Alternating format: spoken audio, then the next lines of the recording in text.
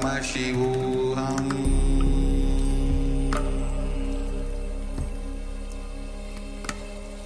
Om Nityananda Paramashivoham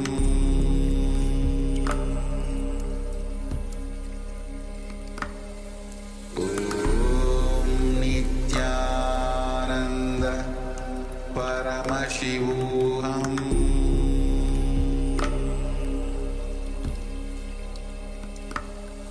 Om Nityananda Paramashivoham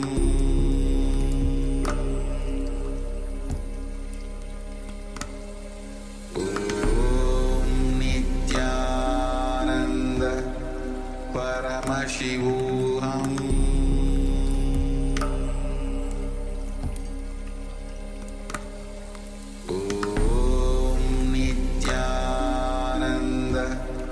Paramashivoham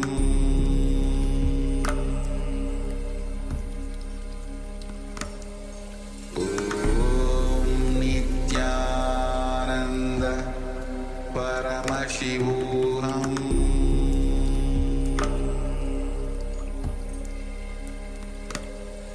Om Nityananda Paramashivoham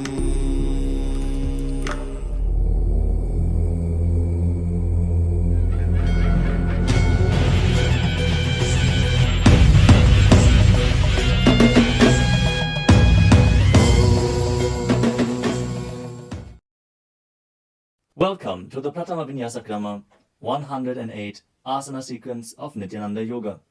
Before we start the yoga session, we request all the male bodies to please remove your upper cloth, for yoga is a ritual, and male bodies remove the upper cloth for any Hindu ritual. All the female bodies, please tie up your hair, and we request all the participants to please wear a black dress, apply vibhuti on your forehead. If you are a male body, apply it on the 16 places over your body. Apply kumkum and any aushadha from the Supreme Fund of Hinduism you have available. Wear your Rudraksha mala, the abharanam, to intensify the energy which you can hold throughout the yoga practice. Also, make sure to keep a Shri Yantra, which is a sacred mandala, in your room where you practice the yoga. If you don't have a Shri Yantra available, don't worry. We are projecting it in the background of our acharyas. Now settle down on your yoga mat and get ready for the ritual of yoga. Sit straight with your head, neck and spine in a straight line. Join your hands in Namaskara Mudra in front of your heart center. Close your eyes. Visualize Swamiji in your inner space as we chant the Sadguru Vandanam. Nityanandam Paramasukadam Kevalam Jnanamurtim Dvandvatitam Gaganasadrasham Tattvamasyaadilaksham Ekam Nityam Vimalamachalam Sarvadhi Sakshibhutam Bhavatitam Trigunarahitam Sadgurum Tam Namami. Next, we are going to chant the Shiva Mula mantra. Om Ham Haum Shivaya Namaha 11 times. Please follow along internally. Om Ham Haum Shivaya Namaha. Om Ham Haum Shivaya Namaha. Om Ham Haum Shivaya Namaha. Om Ham Haum Shivaya Namaha. Om Ham Haum Shivaya Namaha. Om Ham Haum Shivaya Namaha. Om Ham Haum Shivaya Namaha. Om Ham Haum Shivaya Namaha. Om Ham Haum Shivaya Namaha. Om Ham Haum Shivaya Namaha. Om Ham Haum Shivaya Namaha. We will be performing the Tadvachamanam, the ritualistic cleansing. Now keep your hand, the right hand, in the shape of a cow's ear in the Gokarana Mudra, as our acharyas are demonstrating. Then take an udani of water, pour it into your right palm. We're going to chant a mantra thrice. Each time, sip the water from the bottom of your palm whenever the word Swadha is chanted. Om Atmatattvam Shodhayami Swadham. Take another udani of water. Om Vidyatattvam Shodhayami Swadham. Pour another udani of water into your palm. Om Shivatattvam Shodhayami Swadham. Now wash your right hand with the water from the Panchapajam and wipe your lips twice with the bottom of your thumb as we chant. Om Ham Hridayaya Namaha. Now wash your hand again. With the index, middle and ring fingers joined together, touch above the upper lip and below the lower lip. Wash your hand again. With the index fingers and thumbs joined together, touch the right nostril, the left nostril, and with the ring finger and thumb joined together, touch the right eye, left eye, and the right ear and the left ear. Wash your hand again. With the little finger and thumb joined together, touch the navel, the right chest and the left chest. And with all fingertips joined together, touch on top of the head, the right shoulder, left shoulder, and your heart center. Now wash your hand again. As you clasp the right hand over top of the left, place both hands on the right thigh. Set the sankalpa, the conscious resolution, what it is that you want to manifest today in today's Nityananda Yoga session as we chant the sankalpa mantra. Om Mamopatta Samasta Duridakshayadvara Bhagavad Shri Nityananda Paramashiva Prityartham Shri Nityanandeshwari Paramashiva Shakti Sameta Shri Nityanandeshwara Paramashiva Prityartham Cha Adya Purvokta Evam Guna Visheshena Vishishtayam Asyam Shubhadito Purana Arogya Yukta Dridagatra Yogika Sharira Siddhyartham Paramashiva Shakti Avishkaranartham Nityananda Yogabhyasam Karishye. Now wash your hand once more as we chant. Om Apaupasprisya. Keep your Panchapacham and Udani out of harm's way as we are getting ready to start the yoga. Now sit in a comfortable cross-legged position with your head, neck, and spine in a straight line. Bring the index fingers and thumbs joined together on top of the knees in Bindu Mudra. Engage the three bandhas, the energy locks, which are contracting the perineal region and pulling it in and up. The Uddiyana Bandha, the stomach lock, contracting your stomach muscles and pulling your stomach in and up towards your spine. And the Jalandhara Bandha, the throat lock, tucking your chin to the chest and internally contracting your throat muscles. Together they form Mahamudra Bandha, which is a great secret of the yogic practice and will enhance your yoga practice manifold. Next up is the visualization. Hold the visualization for the right context of each of the asanas. The first visualization is Lord Shiva. You will always be able to see the visualization in the top right corner of the screen. So whenever you don't know how the visualization looks, you can just check the screen. Next up is Samana Kumbhaka. Now fill your stomach with prana as you meditate on a flame in your stomach, kindling the prana and raising up your spine. Chant the japa soham and visualize it rotating around your throat until the nectar oozes out into your body. Let us now perform the first asana, which is Sukhasana. Tatsukhasanam ityuktam ashaktastat samacharet asanam vijitam yena jitam tena jagatrayam. The next asana is Parvatasana. Now bring your legs into Padmasana with the feet on top of the opposite thighs. Then bring your palms together in Anjali Mudra and raise them up above your head, keeping your elbows straight. Engage all three bandhas, Mahamudra Bandha, as you visualize yourself as Mount Kailash. Atha Mahadeva Parvatasana Mangalam. The next asana is Hali Pavasana. Now bring the soles of your feet together in front of your body and hold the left hand by the right behind your back. As you lean forward and place your forehead on the ground behind your heels. Engage all three bandhas as you gaze to the nose and visualize Swamiji in your inner space. Purava vidhiyahu me jano ubhai pagatali samputthano.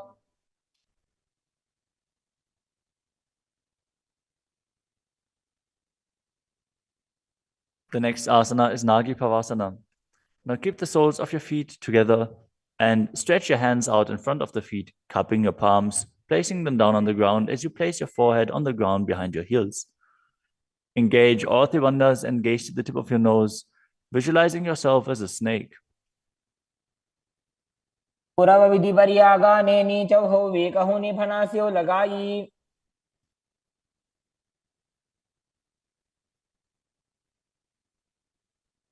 Next up is Kokilasana. Now hold the big toes with the index and middle fingers in Prana Mudra. Then raise the legs up straight and then cross them into Padmasana, leaning forward and down onto your elbows. Engage all three bandhas as you visualize yourself as a bird. स्थान्यदासनं वक्ष्ये yen Sidho भवेन्नरः. The next asana is Neti Asana.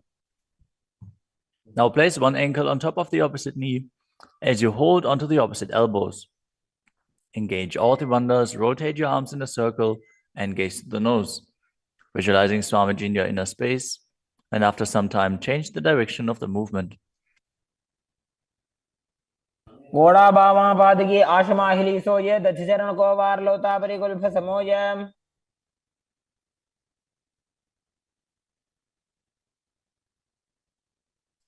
The next asana is Gajasana. Now press your hands onto the ground, lifting your hips up high. Lower your head, then your chest, scooping the body forward and down again and again as you visualize yourself as an elephant. And perform Uddiyana Bandha, the stomach lock, and Mula Bandha, the root lock, as you do so. युग्जं पादाग्रे भूमौ कृत्वा लम्बी भूया मस्तकाग्रे निधाय.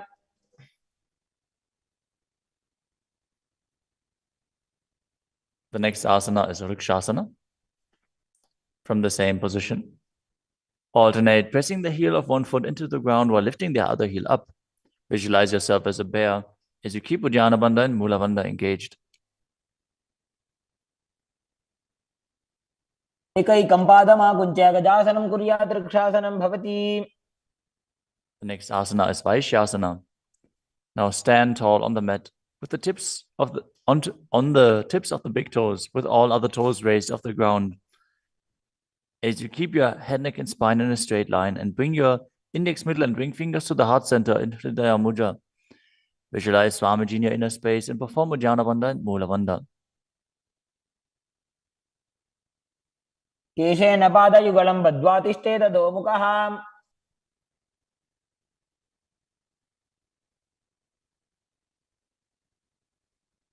Next up is the Urdhva Janukarana.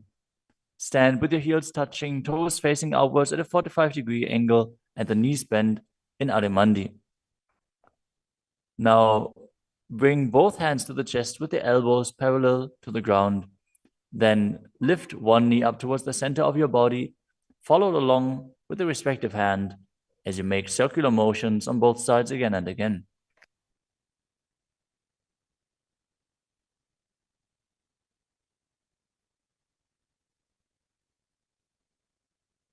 The next asana is Balalingasana. Now interlace your fingers from the outside in Sarvashankari Mudra and hold on to one knee, pulling it up towards your chest. Keep your head, neck, and spine in a straight line and visualize yourself holding a baby as you engage all three bandhas, Mahamudra Bandha.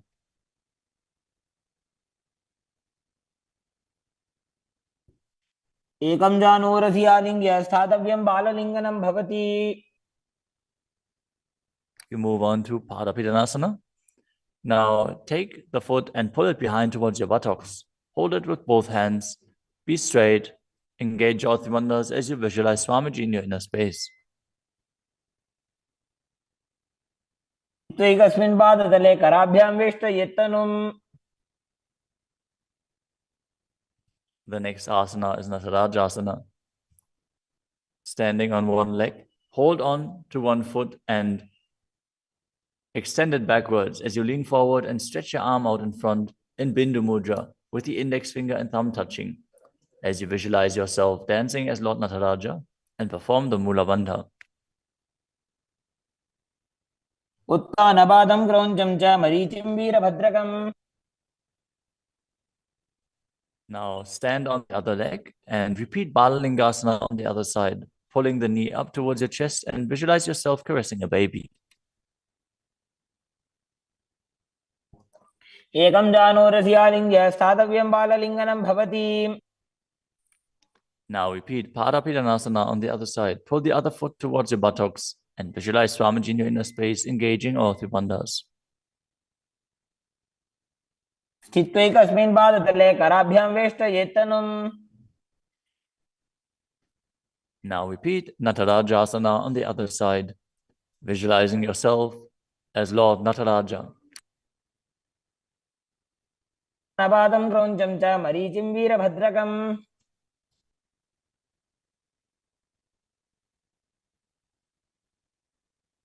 Next up is the Alta Rechitakarana.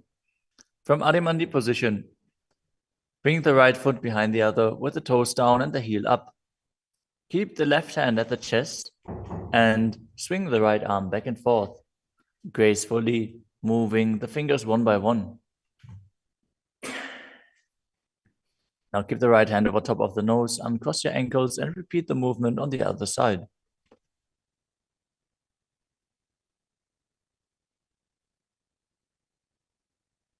Next up is the skeleton dance. Now visualize yourself as a skeleton as you shake your body intensely.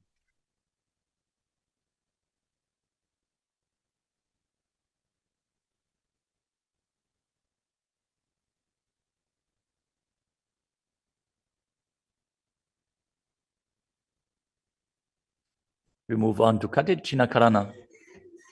From Adimandi, with the heels together, toes pointing outwards and the knees bent, bring your hands above your head with the arms crossed, palms facing backwards. Now open your hips to one side and open the arms along above your head. Return to the center and repeat the movement on both sides again and again.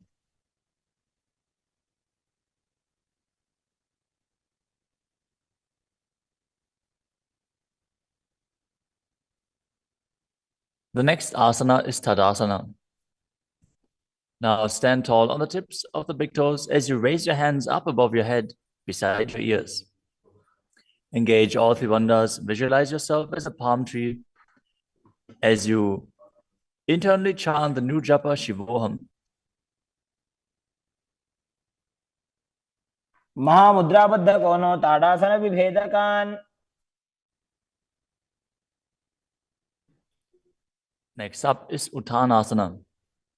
From a standing position, lean forward and down, bringing your hands flat to the ground. Take precaution in the case that you are a pregnant woman, for pregnant women shouldn't perform any of the forward bends.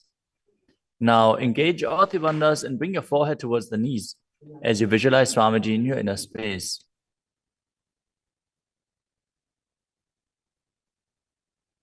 महामुद्राबद्ध कोनो ताड़ासन विभेदकान्. The next asana is Tadakshvasana, the plank position. Now lower your body down onto your arms and feet as you tuck your chin to the chest and rotate your head from side to side, contracting your perineal region. Visualize Swamiji in your inner space. Keep breathing in the Samana Kumbhaka, filling your stomach with prana and visualizing a flame rising up your spine. गजासनवस्थित्वा मस्तकं वारं वारं दक्षिणकुक्षिं सव्यकुक्षिं नजेत्. The next asana is Bhujangasana. Now lower your entire body down onto your stomach as you keep the toes pointing backwards and your hands next to the chest. Now raise your head up using the strength of your lower back. Don't lift your body any higher than your belly button up. And open your mouth wide as you inhale through the hollow of your throat in Bhujangani Mudra. Visualize yourself as a cobra as you perform the Mula Bandha. अंगुष्ठनाभिपर्यन्तम् अधो भूमौ विनिन्यसेत्. The next asana is Shashasana. Now push your body up back into plank position and alternate bringing one knee in towards your chest back and forth as you visualize Swamiji in your inner space and calmly breathe through your nose in Sahadra Kumbhaka. जासन संस्थितो जानुद्वयमाकुञ्च्य वारं वारं कर्तव्यं शशासनं भवति. The next asana is Rathasana. From a tall plank position, place one foot in between the two hands as you simultaneously jump one foot back and bring the other one in between the hands. Alternate again and again as you visualize yourself as a chariot. गजासन संस्थितो एकैकं पादं पुरोमार्गेण भ्रामयित्वा कर्तव्यं रथासनं भवति. The next asana is Viravatrasana. Now keep one foot flat on the ground with the toes pointing forwards and the knee bent at a 90-degree angle. Now extend the other leg back, keep the knee straight and the toes pointed outwards. Raise your arms up parallel, pull the stomach in and up and gaze to your third eye, visualizing yourself as Lord Virabhadra as you perform Udyanavanda and Moolavanda. पाथिष्ठमतकौण्डिन्यमूर्धकुक्कुटमेव च. Now exchange the position of your feet and repeat Virabhadrasana on the other side. समतकौण्डिन्यमूर्धकुक्कुटमेव च. The next asana is Vrikshasana, the tree posture. Now stand and bring one foot to the inner thigh as you bring your palms together in Anjali Mudra and raise them up above your head. Keep your elbows straight as you gaze forward and visualize yourself as a tree. अमोरमूलदेशे च जाम्यं पादं निधायतु. The next asana is Garudasana. Now bring the raised leg to the opposite hip. Join your hands in Namaskara Mudra in front of your heart center as you visualize yourself as Lord Garuda and engage the Mula Bandha. गरुडासनमावक्षे येन ध्यानं स्थिरं भवेत्. Now stand on your other leg and repeat Vrikshasana on the other side. वामोरुमूलदेशे च जाम्यं पादं निधायतु. Now repeat Garudasana on the other side, keeping the standing leg as straight as a rod and visualizing yourself as Lord Garuda. गरुडासनमावक्षे येन ध्यानं स्थिरं भवेत्. The next asana is Trikonasana. Now stand and step one leg forward and the other one far back, keeping the front toes pointing forwards and the back toes facing sideways. Now bring your hands parallel to the ground and lean forward and down as you keep one hand down and the other one raised up. Gaze upwards, visualizing yourself as a triangle as you perform the Mula Bandha. उत्तानपादं क्रौञ्चं च मरीचिं वीरभद्रकम्. Exchange the position of your feet. Step the other leg forward as you repeat Trikonasana on the other side. उत्तानपादं क्रौञ्चं च मरीचिं वीरभद्रकम्. Next up is the Nikuttaka Karana. From Arimandi position, heels touching, toes pointing outwards and the knees bent, raise one heel off the ground and bring your hands in front of the heart center with the palms facing each other. Now stump the raised heel to the ground, raise the other heel up and exchange the position of your hands again and again.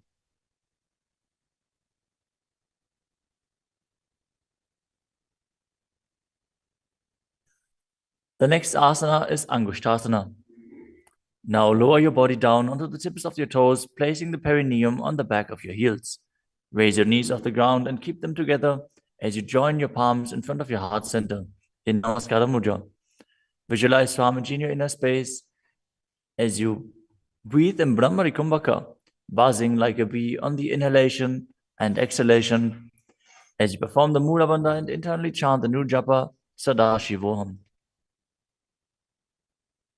अबन्धासनमित्याहुः गोरक्षासनमेव च.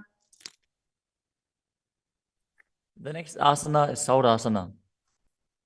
From the tips of the toes, extend one leg straight out with the heel down and the toes up. Keep your fingers down on the ground by the sides with the palms facing forward in Vara Mudra. Visualize Swamiji in your inner space as you perform the Mula Bandha. प्रसार्य एकं पादतलं संस्थाप्य त्वेकपादकम्. The next asana is Virunanasana. Now, from Saurasana, lean forward and hold on to the big toe in Prana Mudra. As you hold the back heel with the other hand, balance. Visualize Swamiji in your inner space and perform the Mula Bandha. गुल्फस्थितो पादमेकं प्रसार्य तत्पादाग्रं संस्पृश्य तत्करेण. Now exchange the position of your feet. Stretch the other leg forward as you repeat Saurasana on the other side. एकं पादतलं संस्थाप्य त्वेकपादकम्. Now again, lean forward and down, holding on to the front foot and the back heel. Repeating Vidunanasana on the other side. स्थितो पादमेकं प्रसार्य तत्पादकं संस्पृशेत् तत्करेण.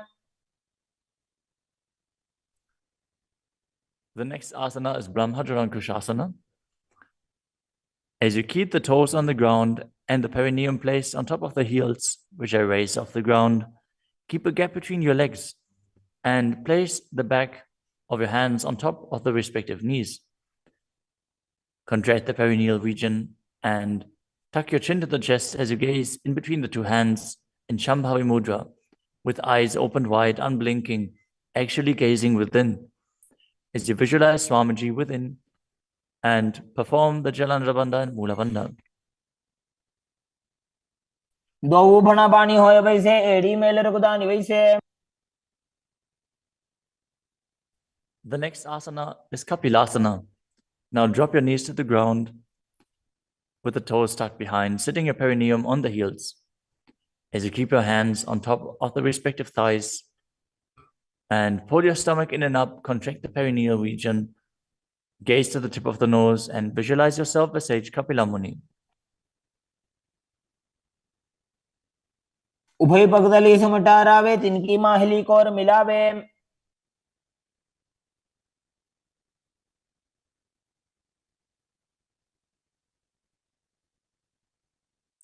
The next asana is Bhadragodakasana.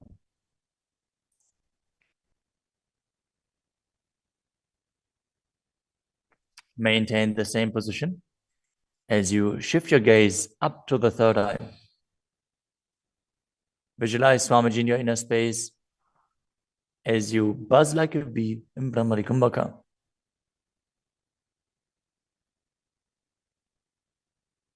दो भूपगदली संपुट करे कोरवारली भूपरि धरे.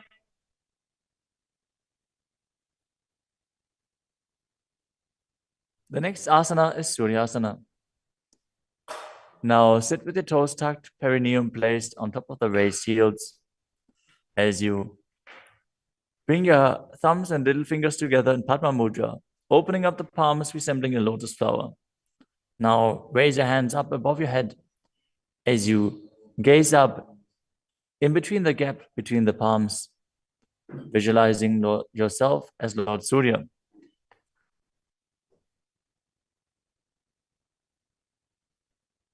एड़ी दो गुदातरी आने फना पानी बैठक अब निठाने. The next asana is Mandukasana. Now sit with the toes flat, perineum on the heels. As you keep your hands on top of the knees, lift the tongue up against the roof of your mouth. As you catch the nectar of immortality dripping from the Sahasrara chakra with your frog tongue, as you visualize yourself as a frog in Manduki Mudra. Gaze to your third eye, breathe calmly through your nose in Sahaja Kumbhaka as you perform the Mula Bandha. पादतलो पृष्ठदेशे अंगुष्ठे द्वे च संस्पृशेत्.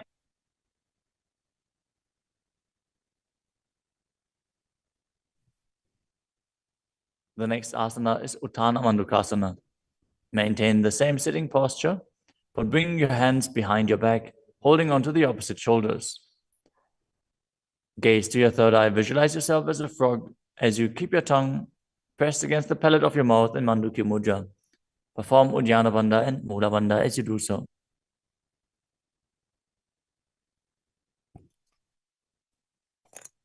मंडूकासन मध्यस्थं कुर्पराभ्यां धृतं शिरः. The next asana is Simhasana. Now cross your ankles and sit on your feet.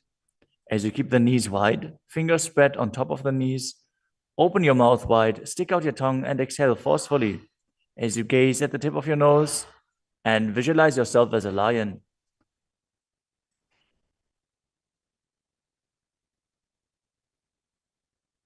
दक्षिणं सव्यगुल्फेन दक्षिणेन ततेतरम्. The next asana is Bhadrasana. Now sit with your heels under the perineum, the knees opened wide, then Cross your hands behind your back and hold onto the big toes in Prana Mudra. As you gaze to the tip of your nose, visualize Swamiji in your inner space and return to buzzing like a bee in Brahmari Kumbhaka. गुल्फौ च वृषणस्याधो व्युत्क्रमेण समाहितः. The next asana is Kakapusandi asana. Now squat and keep the feet flat on the ground as you keep your knees opened wide and bring your arms in and around the raised knees. Interlace your fingers behind your back if you can. As you visualize yourself as a crow and gaze to the tip of your nose as you engage the Mula Bandha.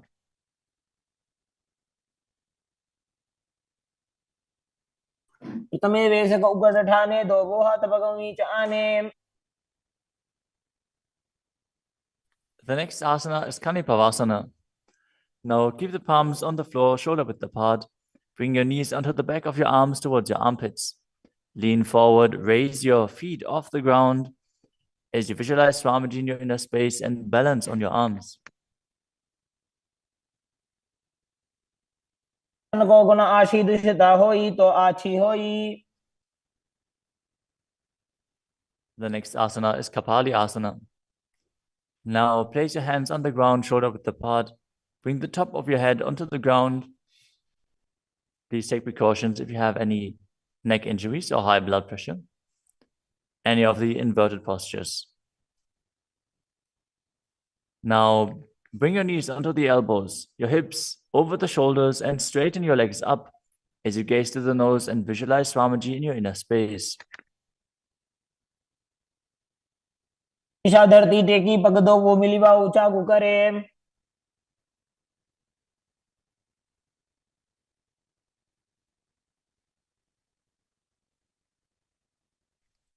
The next asana is Parshvamayurasana. Now squat on the toes with the legs together, twist your body and place both hands to the side as you align your elbows with the knee and hip and lean onto your arms, balance, extending your legs to the side.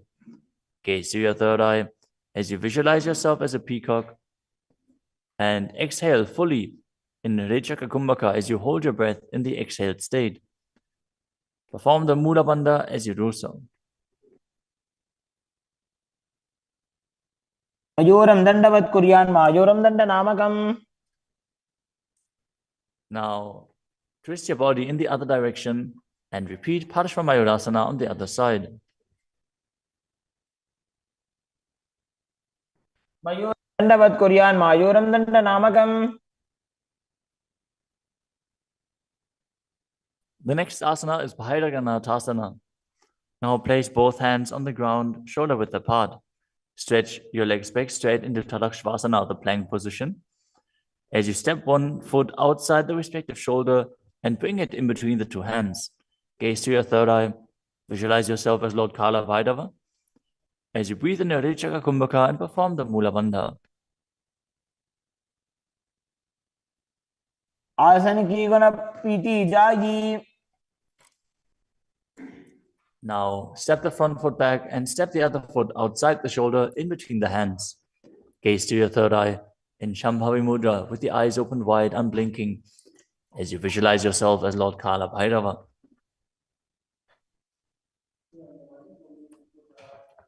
आसन को गुण पीती जाई. The next asana is Unmukha Pitasana. From Tadakshvasana, the plank position, bring your forearms down on the ground as you walk your feet forward, raising your hips. Lift your chest and head up and gaze to your third eye, visualizing Swamiji in your inner space.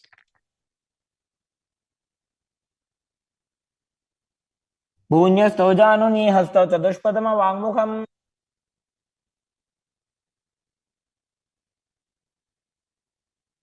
The next asana is Vashishthasana. From Tadakshvasana, rotate your body onto one hand and raise the opposite hand up. Keep the balancing hand directly beneath your shoulder as you raise your hips and gaze up towards the sky, visualizing yourself as Sage Vashishta as you perform the Mula Bandha. ऊर्ध्व कुक्कुटवासिष्ठ मरीचिहल मत्स्यकम्. Now twist your body in the other direction. Balance on the other hand as you repeat Vasishthasana.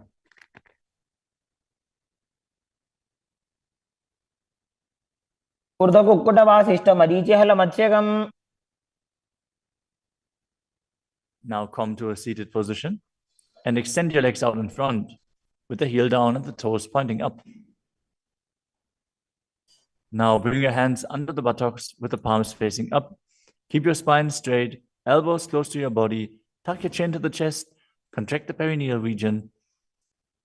As you gaze through the nose, visualize yourself as Lord Hanuman and internally chant the new japa Maha Sadashivoham.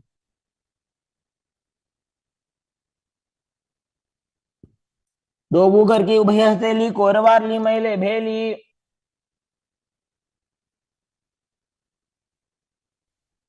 Next up is Paschimottanasana.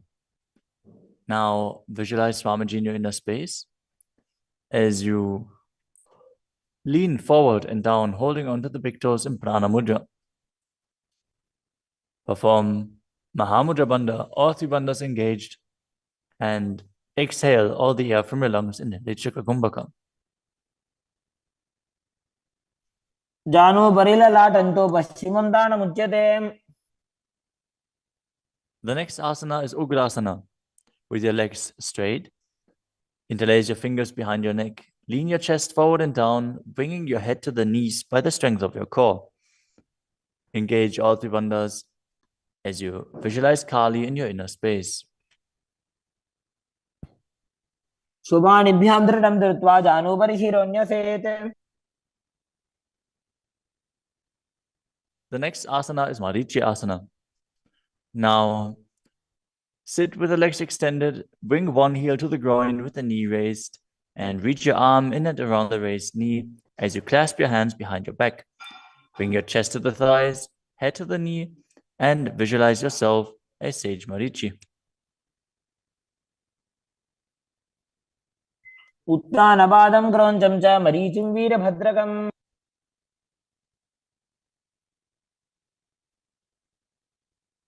Now drop the knee down to the ground and lean forward, holding onto the front foot with both hands. As you exhale all the air from your lungs, gaze to the nose, visualize Swamiji, and perform Mahamudra Bandha in Mahamudrasana. मुद्रां प्रवक्ष्यामि तन्त्रेऽस्मिन् मम वल्लभे. Now extend the other leg out. Bring the other heel towards the perineum with the knee raised. As you lean forward and interlace your fingers behind your back in Marichi Asana on the other side. उत्तानपादं क्रौञ्चं च मरीचिं वीरभद्रकम्. Now drop the knee down, lean forward, hold onto the foot, engage all three bandhas, repeating Mahamudrasana on the other side. महामुद्रां प्रवक्ष्यामि तन्त्रेऽस्मिन् मम वल्लभे. The next asana is Bhadrasana 2. As you sit and bring the soles of the feet together with your heels close to the perineum, keep your knees wide, hold your feet firmly with both hands, and maintain a straight spine as you gaze to the nose and visualize Swamiji in your inner space. उल्भौ तु वृषणस्यादः सीवन्त्याः पार्श्वयोः क्षिपेत्.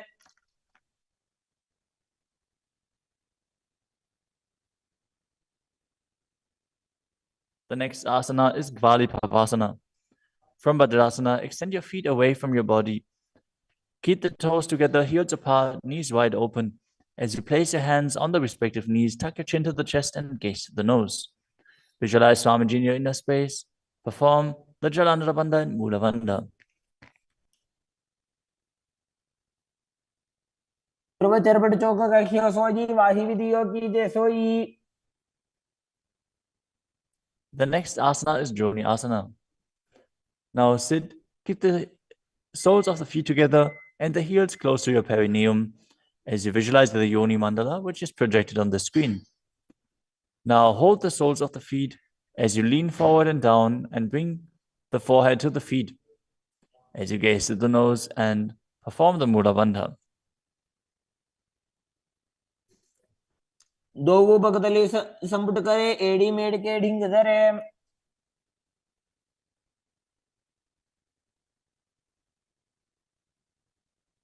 The next asana is Midakipavasana. As you sit and keep the heels together, toes apart and the knees wide, lean forward and down and extend your hands out to the side. Keep the palms facing down on the ground to the sides as you bring your forehead to the ground behind your heels. Gaze to your nose, visualize Swamiji and perform the Mula Bandha. पूर्व विधि परिपकथली संपुट शोल एड़ी मिली राशे। Next up is Siddha Samadhi Asana. Now sit and keep the toes together, heels apart. As you bring your arms below the shins, extend them out to the sides and keep the palms facing up. Bring your forehead to the ground above your feet as you bring your toes near your throat if you can.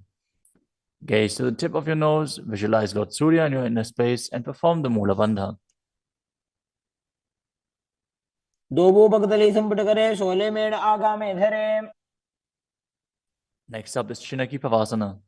Now sit and keep the heels together, toes apart, as you hold the feet and open them up like a book, bringing the backs of your hands onto the ground and the elbows pressing down on the thighs. Gaze to the nose and visualize Swamiji in your inner space. दो पकांगी एड़ी धरती मगिवा मेड़ लगावे। The next asana is Chadapata Chukasana. Sit and bring the soles of the feet together with the heels at your perineum. Open the knees and place your hands on top of the knees as you gently press them down. Pull your stomach in and up, gaze to your third eye as you visualize Swamiji in your inner space. दोबो पकतली संपुट धारे आगा ने कर jar पसारे।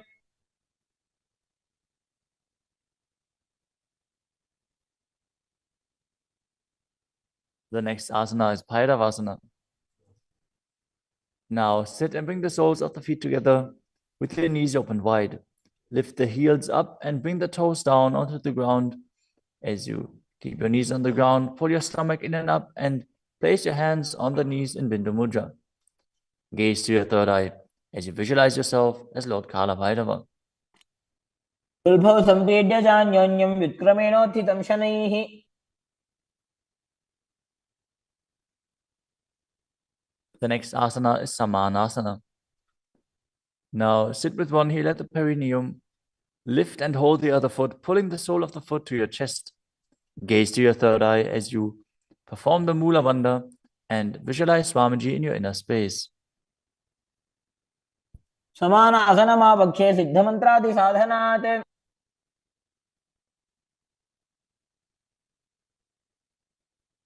The next asana is Apanasana. As you sit, place one leg on top of the respective shoulder and raise the other foot upwards and straight. Keep the hands on the ground to the sides as you gaze to your third eye and visualize Swamiji in your inner space. परं पादमेकं च स्कन्धे चारोपि यत्नतः।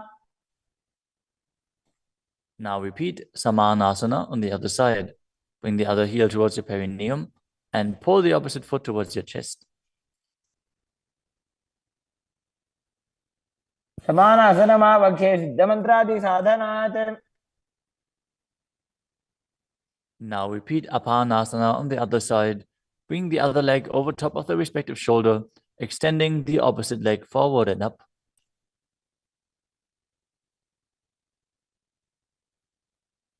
परं पादमेकं च स्कन्धे चारोपि यत्नतः।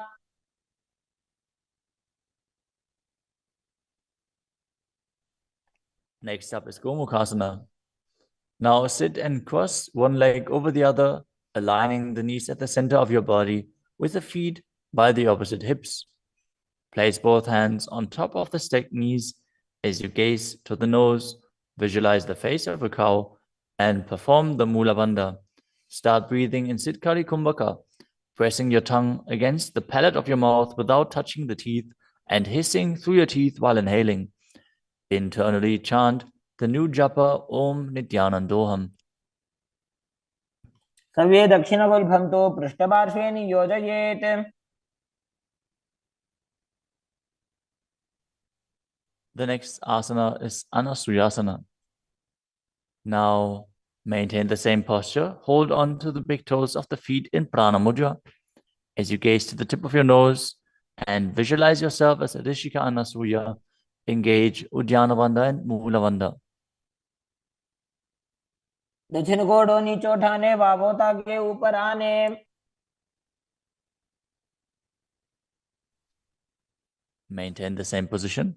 Interlace your fingers behind your back and lean forward and down as you bring your chin over the knees, the nose towards the ground, and visualize yourself as Rishika Anasuya in Anasuyasana too. जीमणा गोदा की संधि उपरिड़ा वागोड़ा की संधि. The next asana is Garudasana too.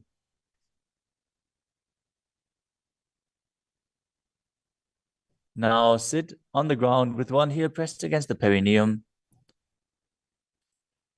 As you keep the opposite foot flat on the ground with the knee raised to your chest. Keep the hands on the respective knee. As you visualize yourself as Lord Garuda, gaze to the nose and perform the Mula Bandha. Navo Bagamodi Edi Mahilo Gulpa Mula Dwarani Chaide.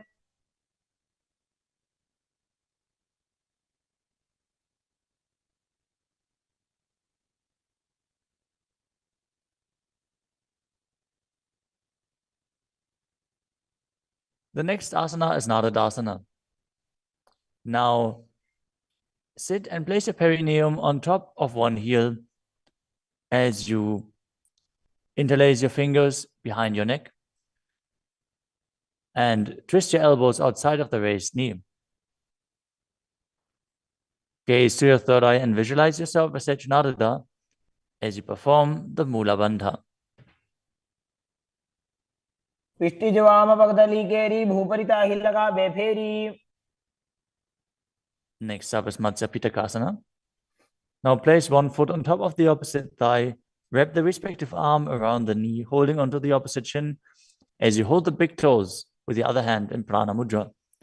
Visualize yourself as Matsya, the fish avatar of Lord Vishnu, as you perform the Mula Bandha. नवामांगुष्टंतो गृहीतं मत्स्य पीठकम्.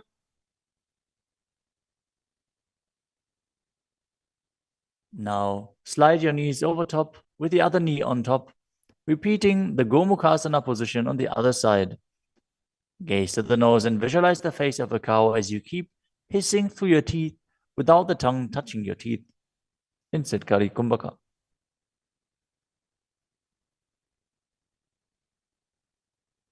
सव्ये दक्षिणगुल्फं तु पृष्ठपार्श्वे नियोजयेत्.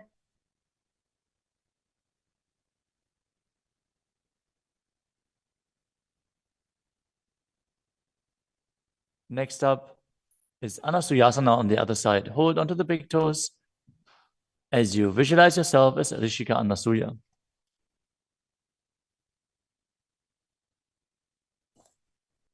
दक्षिण कोडो नीचे उठाने वावोता के ऊपर आने.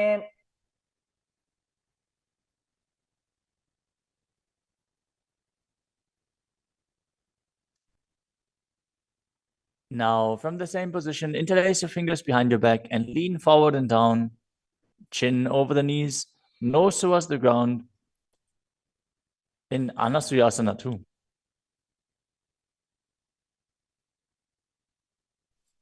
जीमणा गोदा की संधि उपरिड़ा वागोड़ा की संधि.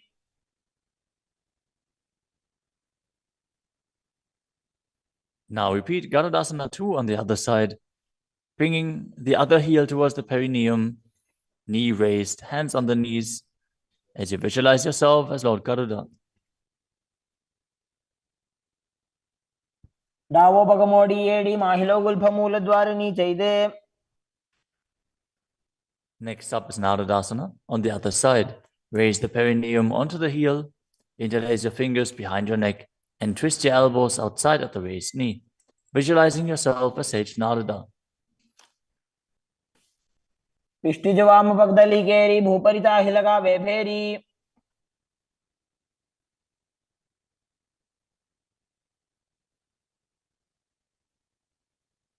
Next up is Matsya Pitakasana on the other side.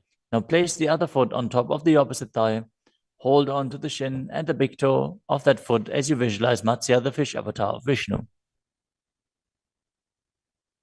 Women वामाङ्गुष्ठं गृहीतं मत्स्यपीठकम्. Next up is Matsyendrasana. Now place one foot on top of the opposite thighs as you place the opposite foot on the ground, flat. Twist and bring the elbow outside of the raised knee. Keep your raised arm by the neck. Turn your head back and gaze to your third eye, visualizing Matsyendranath, the great sage and master of Hatha Yoga. उदरं पश्चिमाभासं कृत्वा तिष्ठति यत्नतः.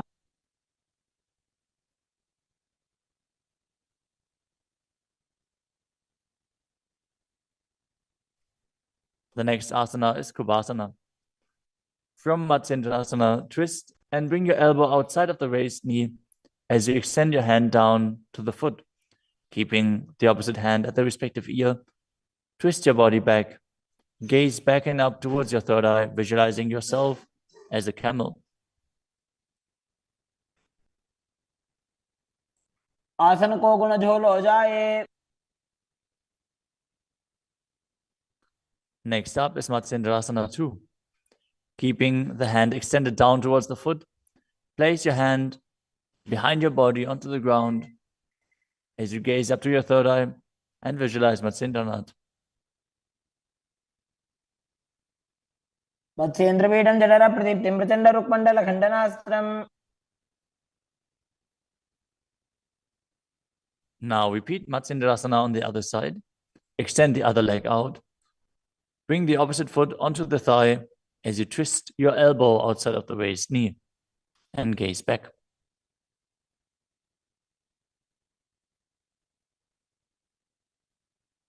उदरं पश्चिमाभासं कृत्वा तिष्ठति यत्नतः.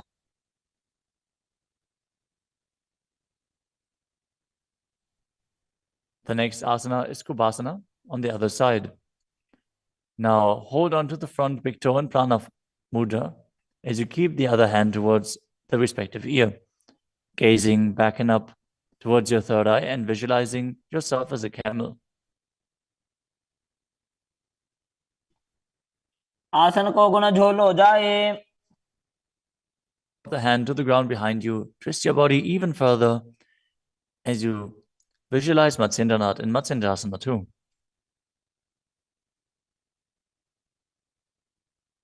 मत्स्येन्द्रपीठं जठर प्रदीप्तिं प्रचण्ड रुक्मण्डल खण्डनास्त्रम्. The next asana is Padmasana. Now place your feet on top of the opposite thighs as you keep your palms flat on the respective knees. Engage all three bandhas, Mahamudra Bandha, as you gaze to the tip of your nose. Visualize yourself as Lord Shiva. Breathe in Sitali Kumbhaka, now pressing your tongue against the back of the teeth, hissing while inhaling as you internally chant the new japa Om Nityananda Mahasada-shivoham. आसनं द्विविधं प्रोक्तं पद्मं वज्रासनं तथा. The next asana is Padmasana 2. As you sit in Padmasana, cross your hands in front of your body and hold onto the big toes in Prana Mudra. Gaze to the nose, visualize yourself as Goddess Parvati, the consort of Shiva, as you perform the Mula Bandha. तानौ चरणौ कृत्वा ऊरू संस्थो यत्नतः. The next asana is Kukkutasana. Now sitting in Padmasana, place your hands on the ground between the two thighs as you lift your body up off the ground.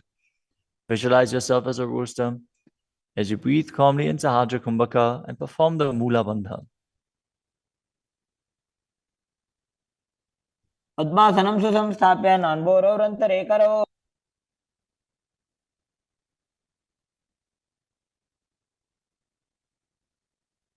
The next asana is Baddha Keki Asana. From Padmasana, raise up onto the knees as you bring your hands flat on the ground with the fingers pointing backwards. Keep the elbows together, press them against the navel, and then lean forward. Find balance and extend your knees up off the ground, visualize Swamiji in your inner space as you perform the Mula Bandha.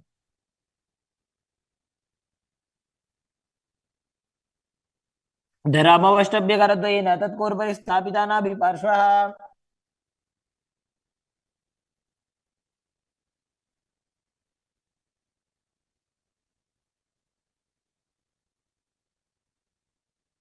The next asana is Mayurasana. While on your knees, place your palms on the ground with the fingers pointing backwards. Keep your elbows at the navel, lean back, lean forward, find balance, and extend your legs up off the ground, visualizing yourself as a peacock as you perform the Sahaja Kumbhaka and engage the Mula Bandha.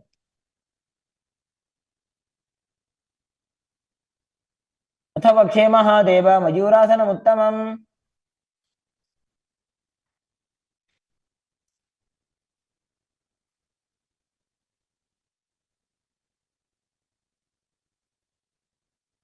Next up is Makarasana. Lay down on your stomach with the feet pointing outwards and the forehead on the mat. Interlace your fingers behind your neck as you visualize yourself as a crocodile and perform the Mula Bandha.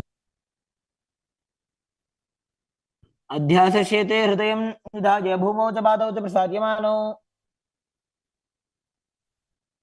As you lay on your stomach, place your hands on the ground beside your chest.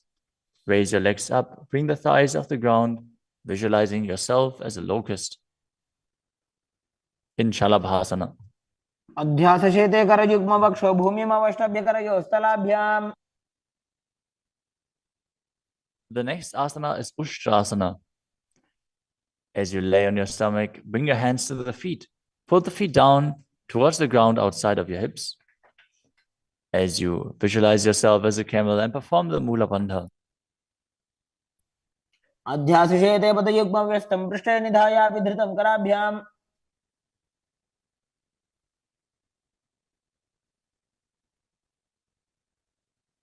The next asana is Dhanurasana. From Ushtrasana, tighten the grip on your feet and kick the legs back and up as you lean forward and lift your chest off the ground. Gaze up to your third eye and visualize yourself as Pinaka, Lord Shiva's bow. Perform the Mula Bandha as you do so.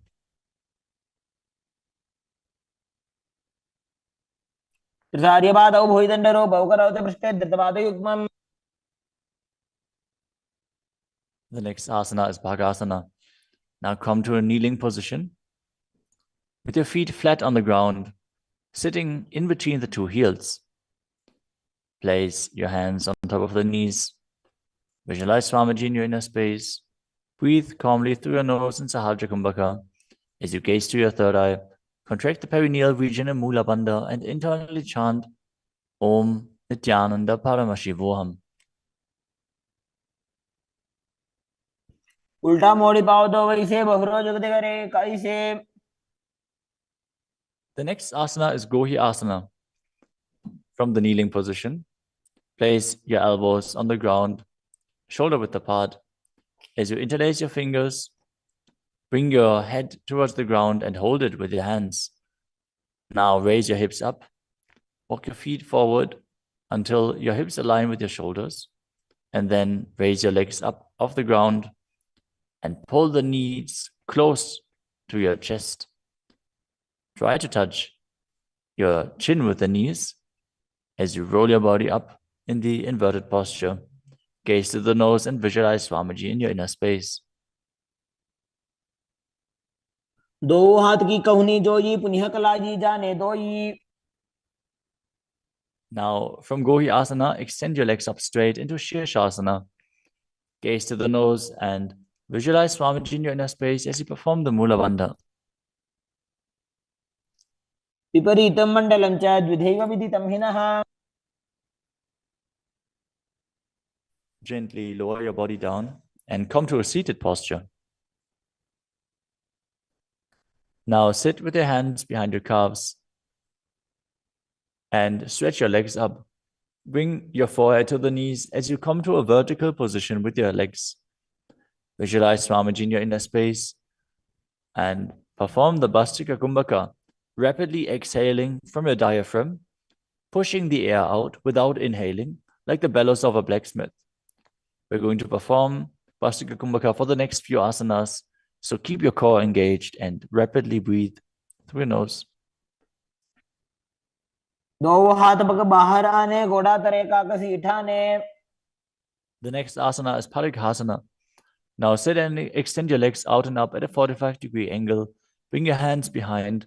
Hold the opposite shoulders as you keep the chest upright, legs straight, toes pointed. Gaze to your third eye as you visualize yourself as a mace.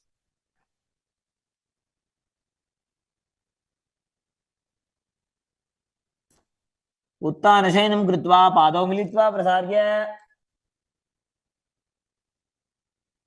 Keep breathing rapidly as you sit and extend your legs out and up at a 45-degree angle. Keep your arms parallel to the ground or bring them down to the ground as you gaze to your third eye and visualize yourself as a boat in Naukasana. तानशयनं कुर्पराभ्यां भूमिमवष्टभ्य. Next up is Rudrasana. Now sit and lift your feet up. Scoop your hands under the heels and pull the feet towards your chest. Keep your spine upright, gaze to the nose as you visualize yourself as Lord Rudra. Perform the Mula Bandha as you do so. पगदली संपुटक हाथस्योपक उचायि. The next asana is Unmukha Pitasana too. Now lay down on your back with the feet flat on the ground, the knees raised up. Bring your palms down to the ground with the fingers just touching the back of your heels. Lift your hips up high. Press the feet into the ground as you tuck your chin to the chest, gaze to the nose, and visualize Swamiji in your inner space. ऊर्ध्वे च जानुनी कृत्वा शवित्वोर्ध्वमुखं तथा उत्थाप्य हस्तौ तिष्ठेत्तु पीठ उन्मुख नामके. Now lower your body down flat onto the ground. Keep the palms facing up next to your hips. As you contract the perineal region and forcefully pull the Kundalini Shakti up along your spine towards your Sahasrara Chakra in Shakti Chalan Mudra. Relax. Completely unclutch from any micro movements of the body and mind. As you visualize that your body is dead and the Supreme Pontiff of Hinduism, Swamiji, is liberating you. Internally chant the Mahavakya, Om Nityananda Paramashivoham.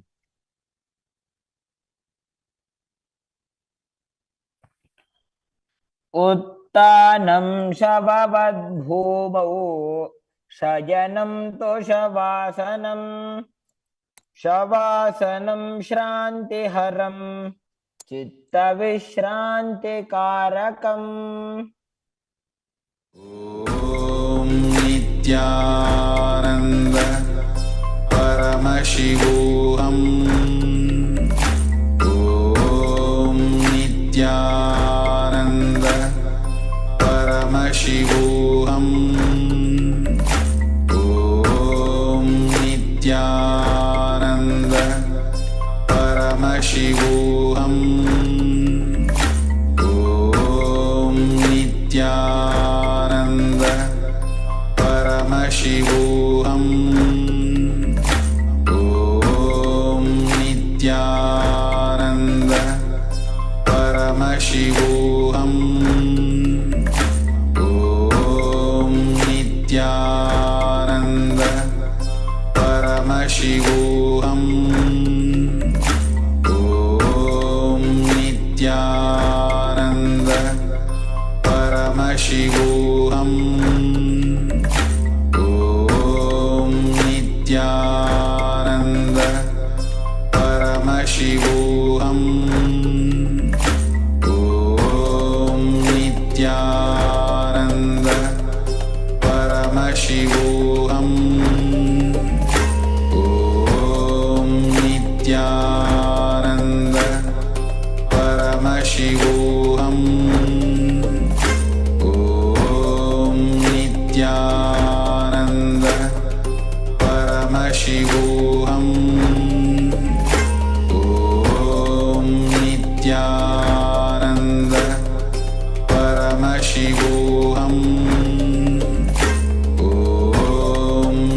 Nityanand परमशिवोऽहम्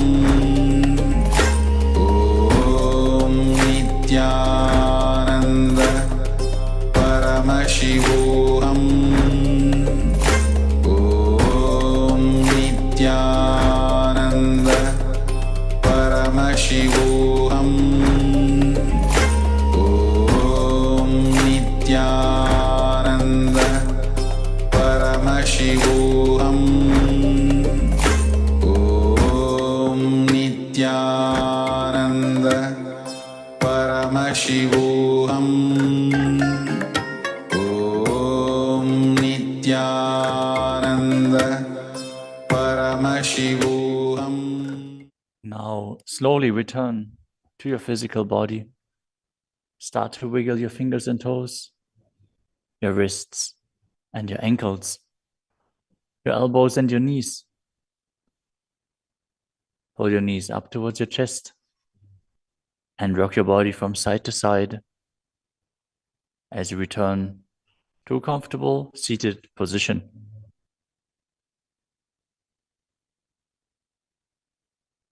Congratulations! You completed the first 108 asanas of the sequence, which are the Pratama Vinyasa Krama. We are now going to continue the sequence with the next asana, which is Yathasana Nishthasana.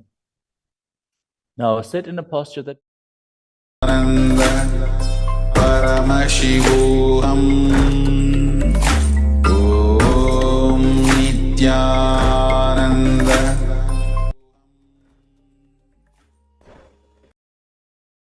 Yes, Nityanand, all of you. So after this intense 100 asana sequence, take a moment to refresh. If you want to have a quick refresh, take a moment. We'll be starting with the power manifestation shortly, and meanwhile you can have the eye band with you and piece of cloth with you, so that you can start with the power manifestation. So take a quick refresh after the yoga. We'll be starting the power manifestation very soon.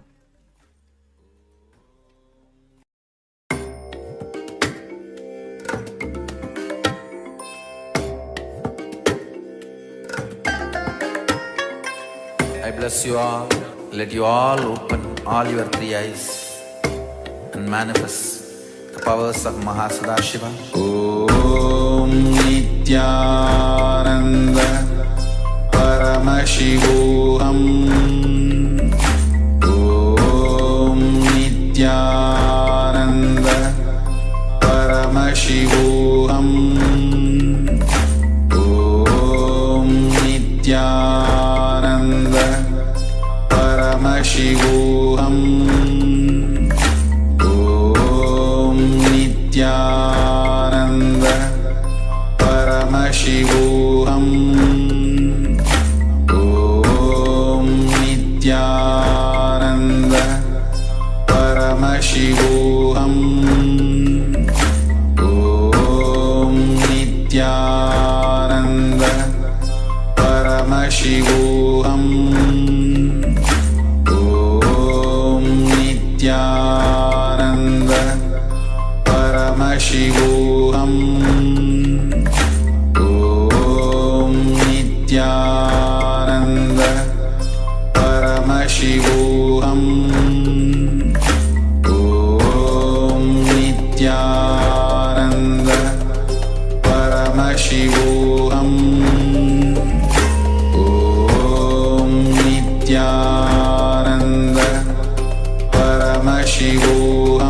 Paramashivoham. Om Nityananda Paramashivoham. Om Nityananda Paramashivoham. Om Nityananda Paramashivoham. Om Nityananda Paramashivoham. Om Nityananda Paramashivoham. Om Nityananda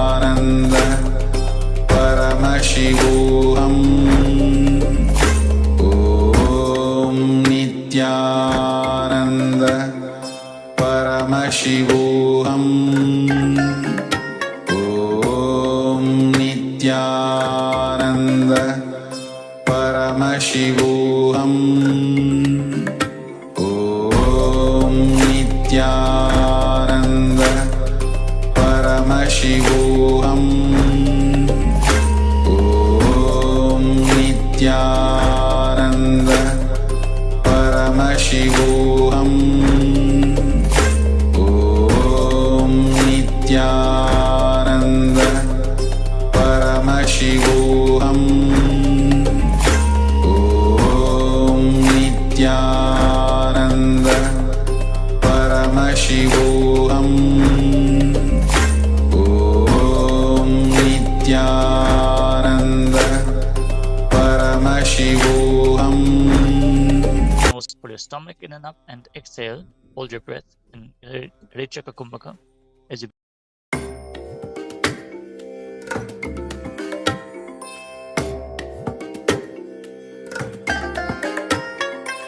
I bless you all.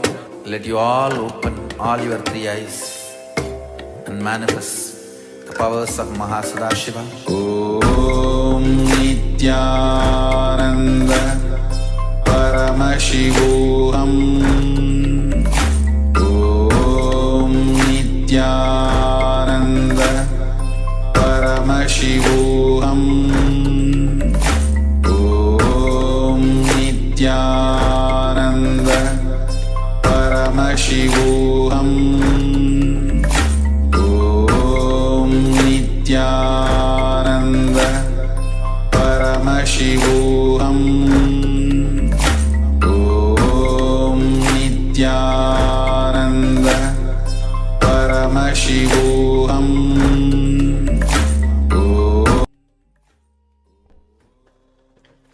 Nityanandam Paramasukadam Kevalam Dhyanamurtim Dvandvatitam Gagansadrisham Tattvamasyaadilaksham Ekam Nityam Vimalachalam Sarvadhi Sakshibhutam Bhavatitam Trigunarahitam Sadgurum Tam Namami. Yes, Nityanandam, all of you, on today's day 21 of Paramashivoham Level 1, as today we are on the last day of Paramashivoham, and it has been a wonderful journey with all of you, with all of us, that you have just on the last day. We are on the last day, and let us know all the benefits, all the experience, all the breakthrough that you had, of course, through the yoga. And we just finished 100 asana sequence. So let us know all these 21 days of your experience, your breakthrough, not only through the yoga and other experience as well. We can start with the yoga experience though. We can start sharing your experience of yoga, your breakthrough of yoga that you had today or throughout this 21 days of Paramashivoham. And then if you want to share, you can share your experience of 21 days of Paramashivoham as well. So take a moment to share your experience.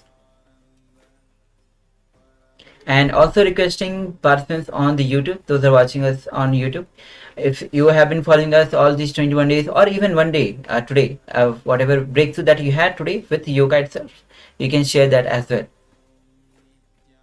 Shortly we'll be beginning with the power manifestation. So have the eye band with you or the piece of cloth with you to cover your eyes.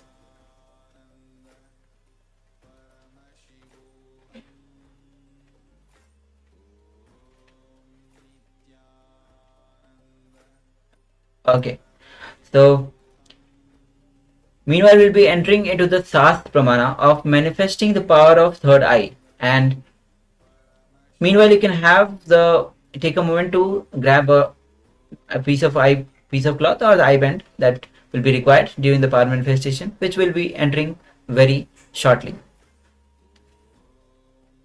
So the Sast Pramana goes as Kapalantarmano yasya tishthanmilitalochanaha kramena manaso dharyat lakshaye lakshamuttamam.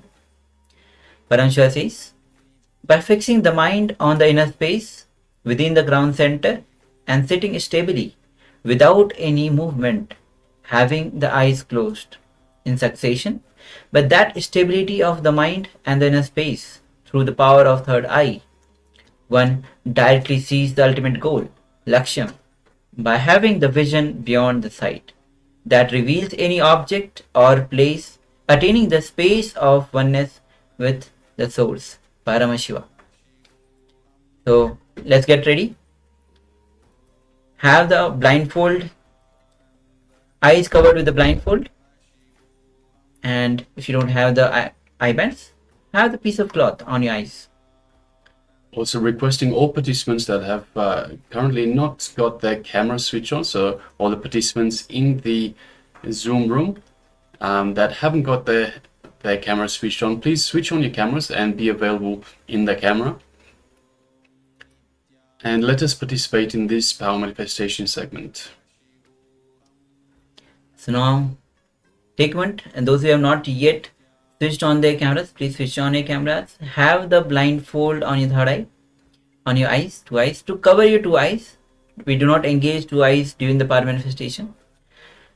And so light, so that the light doesn't fall. We are manifesting the powers of third eye. Now bring your awareness to your third eye and visualize Swamiji in your third eye. Let Swamiji's energy flow through you. Do not engage your mind. Sit comfortably. Sit fully relaxed. Do not force yourself to manifest this power. Anyway, it is Parameshwar, it is Swamiji who is manifesting through you. Only when you allow Swamiji to manifest through you, the power starts manifesting. So be completely relaxed, completely at ease. Start chanting Mahavakya. Om Nityananda Paramashivoham. Om Nityananda Paramashivoham. Om Nityananda Paramashivoham. With this intense vibration of Mahavakya, let's begin this power manifestation. The image is now being projected on your screen. Let's begin. Paramashivoham. Om Nityananda Paramashivoham. Om Nityananda Paramashivoham. Om Nityananda Paramashivoham. Om Nityananda Paramashivoham. Om Nityananda Paramashivoham. Om Nityananda Paramashivoham. Om Nityananda Paramashivoham. Om Nityananda Paramashivoham. Om Nityananda Paramashivoham. Om Nityananda Paramashivoham. Om Nityananda Paramashivoham. Om Nityananda Paramashivoham. Om Nityananda Paramashivoham. Om Nityananda Paramashivoham. Om Nityananda Paramashivoham. Om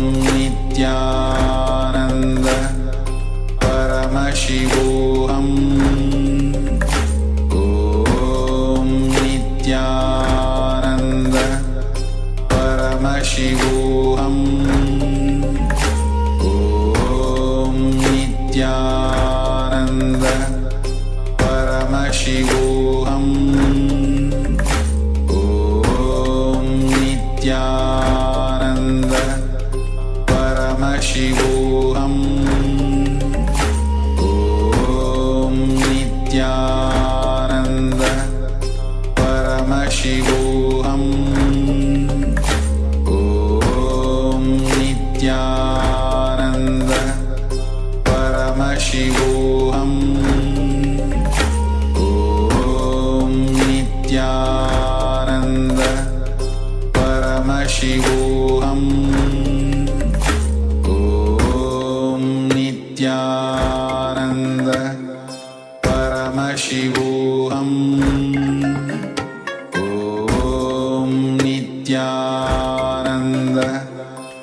Paramashivoham Om Nityananda Paramashivoham Om Nityananda Paramashivoham Om Nityananda Paramashivoham Om Nityananda Paramashivoham Om Nityananda Paramashivoham Om Nityananda Paramashivoham Om Nityananda Paramashivoham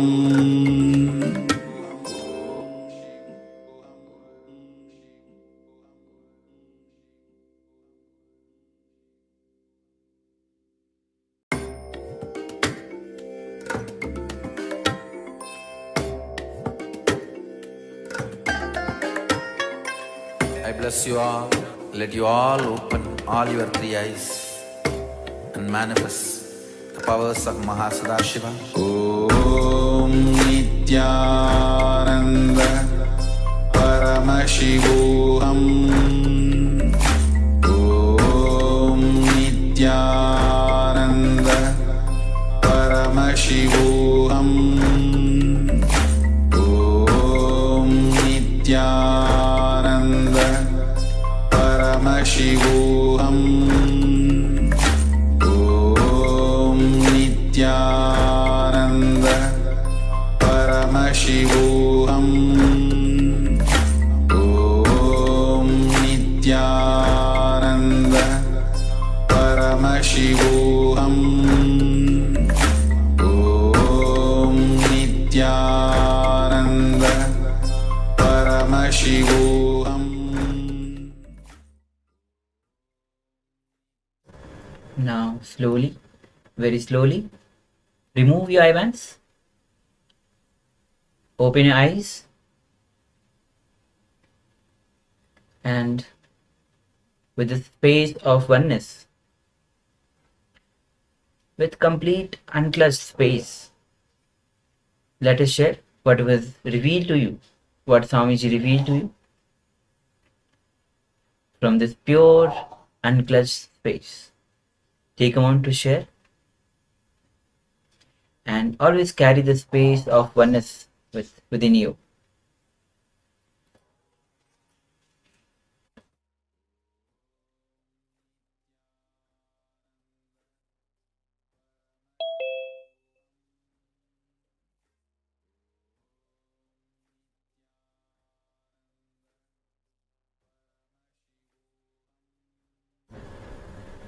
Remember, whenever you are manifesting these powers with eyes closed, do not engage your mind.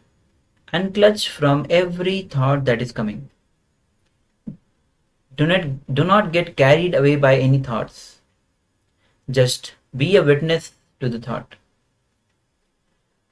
When you are being witness to the thoughts, you will see the thoughts start to disappear. As you do not empower these thoughts, this will start to disappear and you will you'll be established in the pure unclutched space.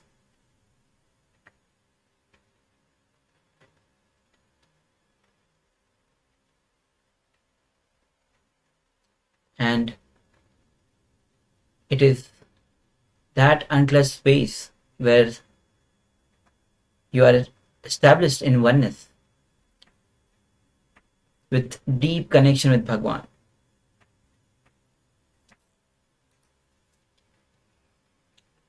Yes, we've started receiving some sharings. We have Ma Ananda Gaurarupini that says clouds, gold, animals, crops, and green. Yes, thank you very much for sharing, Ma.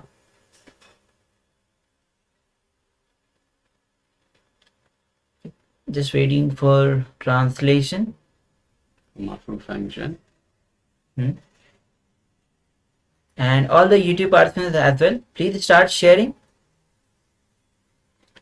Yes, so requesting all YouTube participants, if you're following us and if you've taken part in the power manifestation, please share your revelations as well, what was revealed to you in your third eye.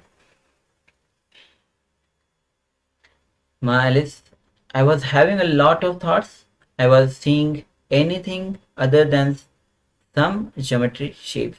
Okay, thank you for sharing, Ma. Yes, Ma Janine says blue, red, round thing, white, black, and stripes. Yes, thank you very much for sharing, Ma. And if anybody can translate for Ma Fu Fang Zhang.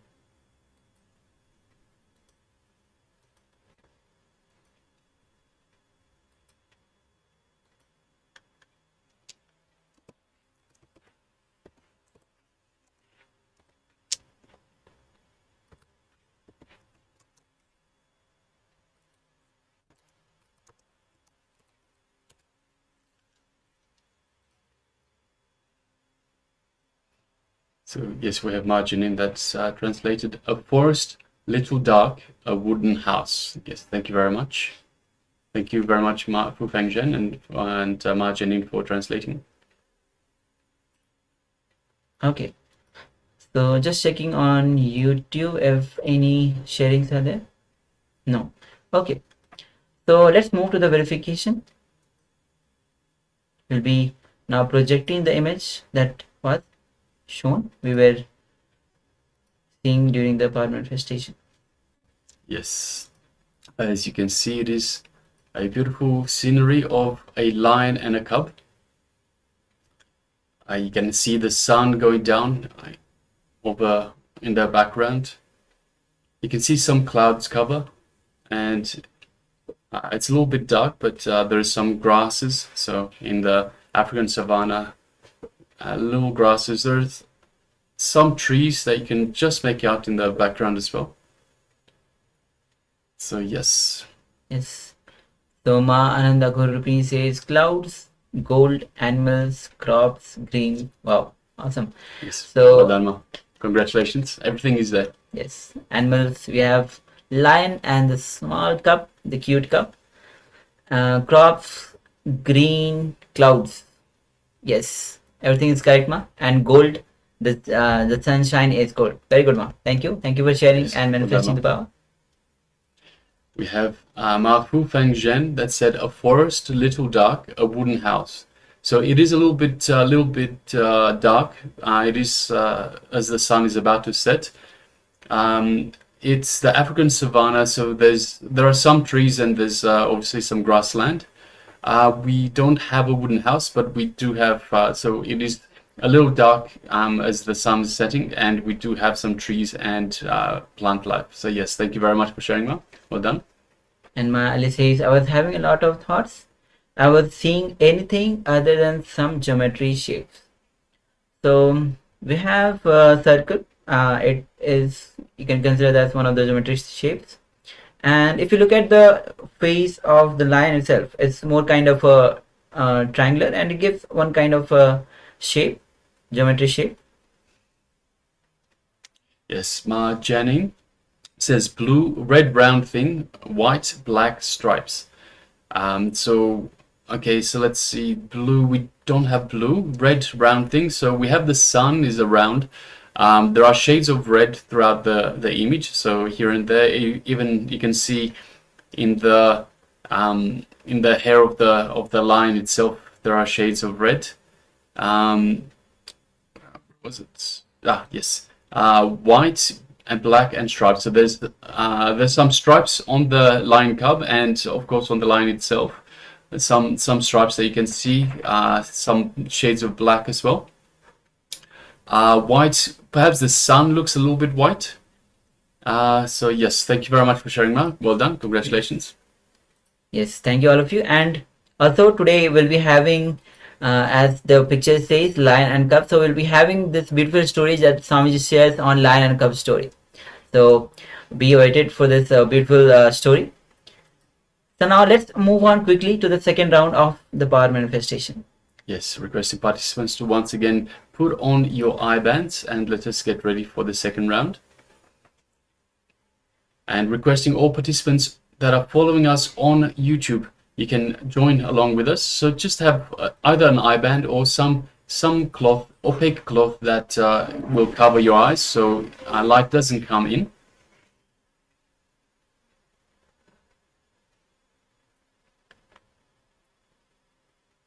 Yes. Just waiting for everyone to put on their eye bands.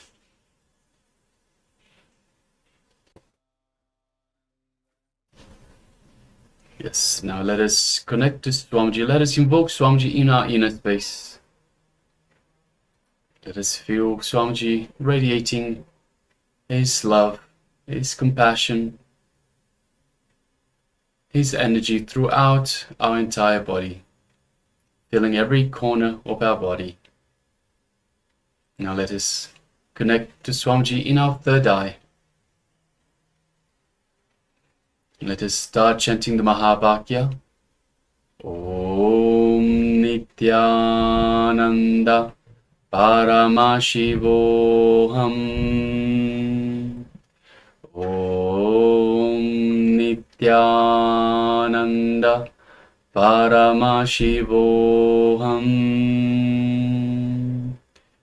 Om Nityananda Paramashivoham.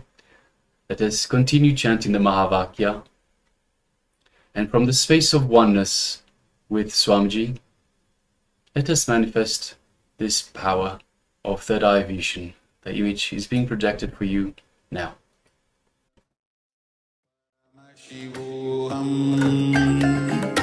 Om Nityananda Paramashivoham. Om Nityananda Paramashivoham. Om Nityananda Paramashivoham. Om Nityananda Paramashivoham. Om Nityananda Paramashivoham. Om Nityananda Paramashivoham. Om Nityananda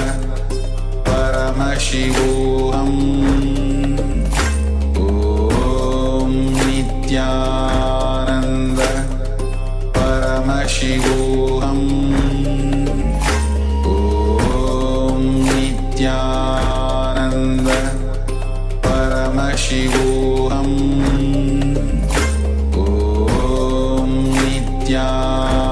Om Nityananda Paramashivoham.